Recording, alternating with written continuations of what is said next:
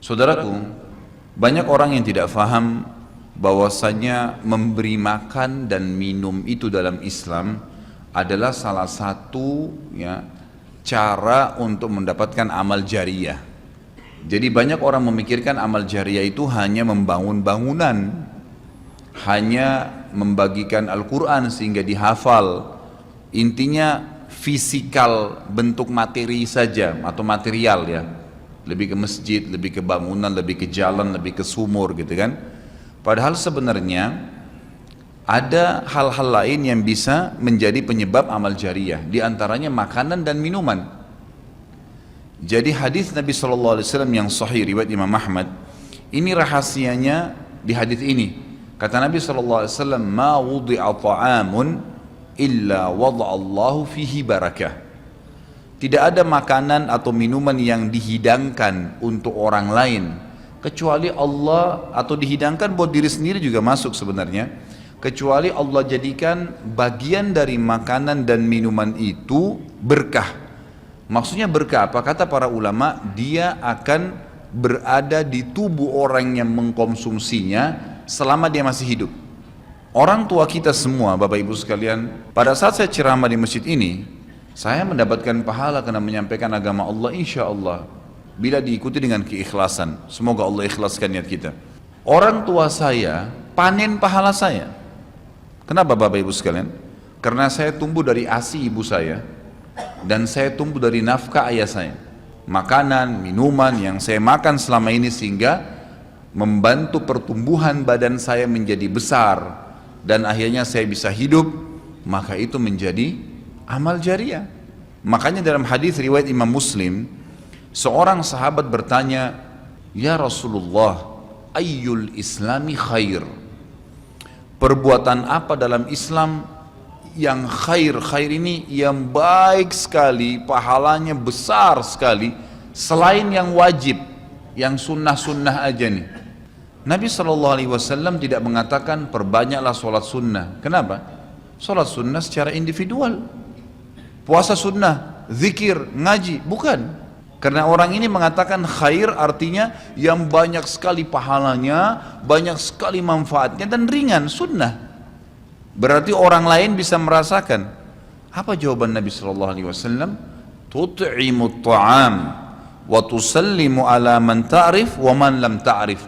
Engkau memberikan makan dan minum kepada orang yang kau kenal atau kau tidak kenal. Memberi makan umumnya, dan engkau menyebarkan salam kepada orang muslim yang kau kenal atau kau tidak kenal. Tapi saksi bahasan kita potongan awal hadis ini, di mana Nabi SAW menjadikan amal yang paling baik, besar pahalanya dalam Islam ternyata memberi makan dan minum orang lain. Kok bisa? Bukankah dalam secara akal kita, kalau kita makan dan minum kan habis gitu kan? Ternyata yang dibuang oleh tubuh itu yang tidak dibutuhkan saja. Yang jadi, mohon maaf, air seni kita, air kencing dan buang air besar, jadi tinja itu yang tidak dibutuhkan oleh tubuh, tapi yang dibutuhkan diambil, diserat, gitu kan?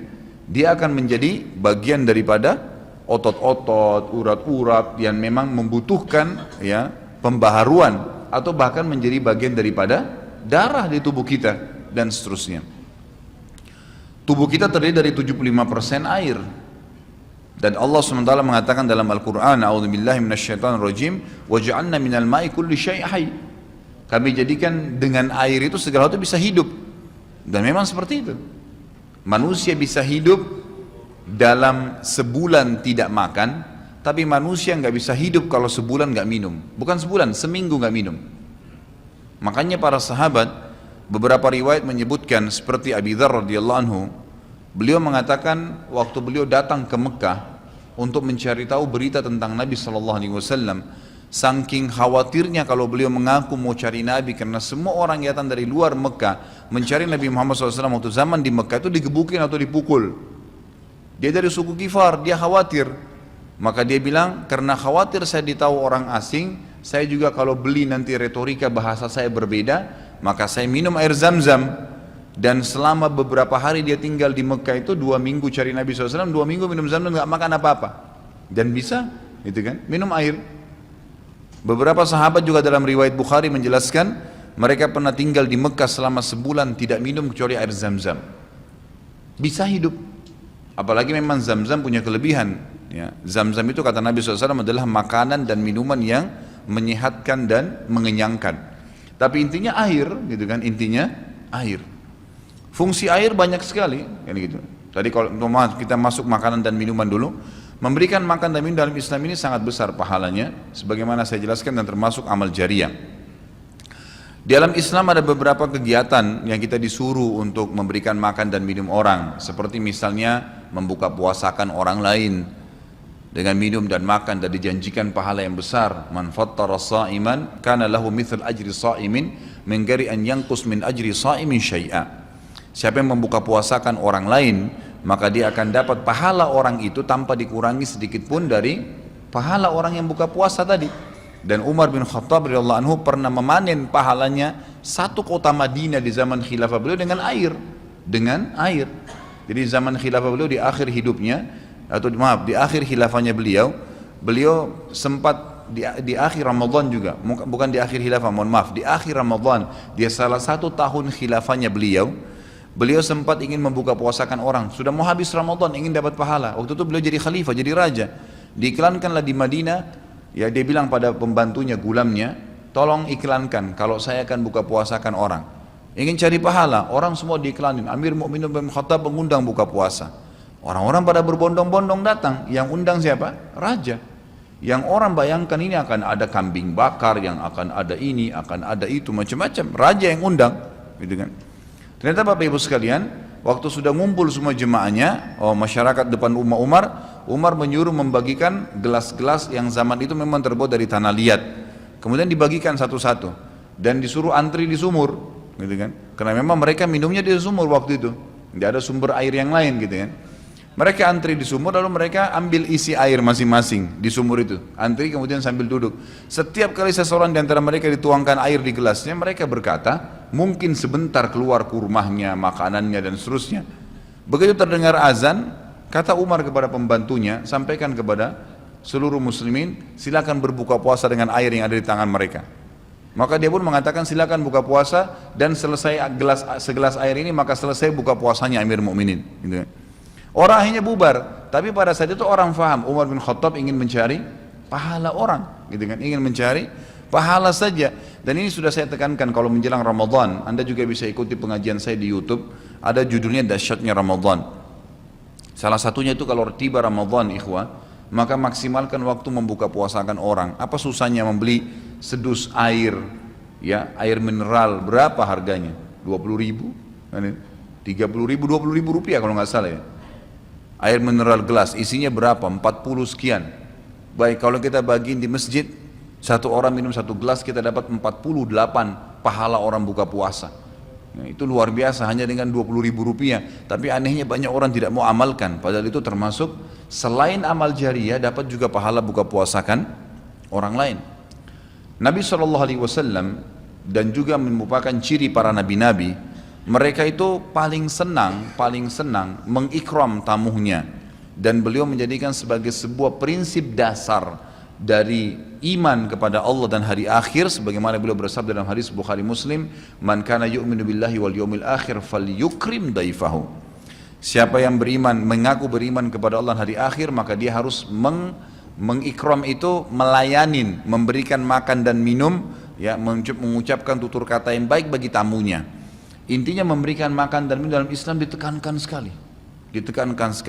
karena itu juga termasuk, ya, amal ibadah, amal jariah dan amal ibadah yang akan mendapatkan pahala. Jadi ada dua sisi pahala yang didapatkan selain amal jariahnya, selama dia makan dan minum kemudian itu masih ada di dalam tubuhnya, maka berarti itu akan terus menjadi amal jariah. Kata para ulama, dia akan terus menjadi amal jariah pada saat seseorang tumbuh besar. Kayak kasus seseorang manusia tadi, orang tuanya, ayahnya carikan nafkah yang halal, ibunya kasih ASI, kemudian dia tumbuh besar dari situ.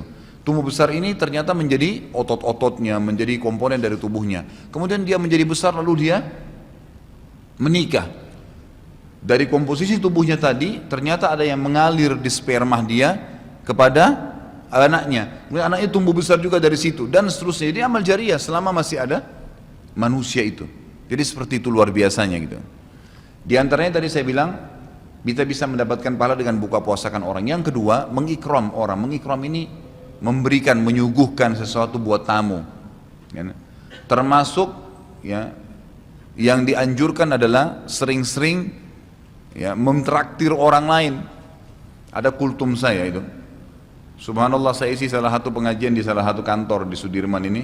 Sampai saya dibisikin, Ustadz, setelah saya nonton di YouTube ceramahnya Ustadz tentang traktir, ini teman-teman semua pada berebut nih, saling traktir-traktiran gitu. Jadi nggak lagi nunggu temannya yang bayar, tapi dia yang bayar duluan. Ternyata itu amal jariah ya Ustadz ya. Oh iya, amal jariah. Kan gitu. Memberikan makan orang, bayangkan kalau dia makan dan minum dia kenyang. Kemudian ada yang jelas pasti ya, makanan minuman yang dimakan dan diminum itu pasti ada bagian yang akan menjadi komposisi tubuhnya. Nggak mungkin semua terbuang. Maka itu berarti akan jadi amal jariah. Apalagi kalau dasarnya yang kita berikan makan orang-orang yang bertakwa, orang soleh, luar biasa, makin kuat dia beribadah. Ciri Nabi Ibrahim alaihissalam, Nabi Ibrahim itu malah luar biasa ikramnya, ya. Dia suka dengan tamu, sampai-sampai kalau dihidangkan makan, cirinya beliau nggak pernah makan sendiri. Pasti habis dihidangkan makan, dibuka pintu rumahnya, siapapun lewat dipanggil makan sama dia. Syekh bin Baz hafizahullah rahimahullah, beliau sudah meninggal.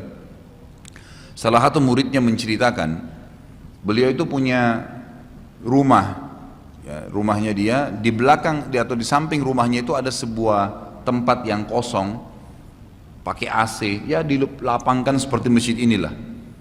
Setiap hari beliau menyiapkan makan siang dan makan malam untuk 600 orang. Setiap hari. Siang itu untuk 600 orang, malam untuk 600 orang. Jadi 1200 orang yang makan setiap hari. Atau 1200 porsi lah ya. Kalau orang yang sama makan siang dan makan malam. Sampai-sampai beliau bukan mengundang ya, enggak diundang orang. Jadi awal-awalnya saja diiklanin. Jadi kalau sudah tiba waktu makan siang, yang lagi nyapu jalanan mampir, yang lagi lewat mampir, yang muridnya mampir, yang kerabatnya mampir, pokoknya mampir 600 orang. Siang malam, tiap hari sampai belum meninggal. Itu bagaimana mereka mengikramnya. Kadang-kadang kita subhanallah, makanan kita taruh di kulkas sampai rusak, nggak mau dibagi kepada orang. Pelitnya luar biasa. Kalau buahnya lagi berbuah dibungkus, nggak mau dibagi ke orang lain. Padahal sebenarnya rahasia untuk menambah berkah sesuatu benda, rezeki kita, itu diinfakkan dulu. Kata Nabi SAW di dalam hadis Bukhari, Allah SWT berfirman, ya ibna Adam, anfik alaik, wahai anak Adam, infak dulu baru saya infakkan kepadamu. Artinya baru saya bukakan rezeki itu. Kita kalau mau otomatis ya, spontan, begitu dapat makanan, ada makanan terus langsung dibagi. Dibagi langsung pada saat itu. Nih, bagi sama teman misalnya, atau kita porsinya sebagian, atau kita beli bungkus yang lain. Ini saya beli satu bungkus makanan 10.000. Beli satu bungkus yang lain khusus kasih fakir miskin. Sebagai tanda syukur terhadap makanan tadi itu. Langsung diinfakkan. Itu spontanitas, tidak berhenti rezekinya tuh.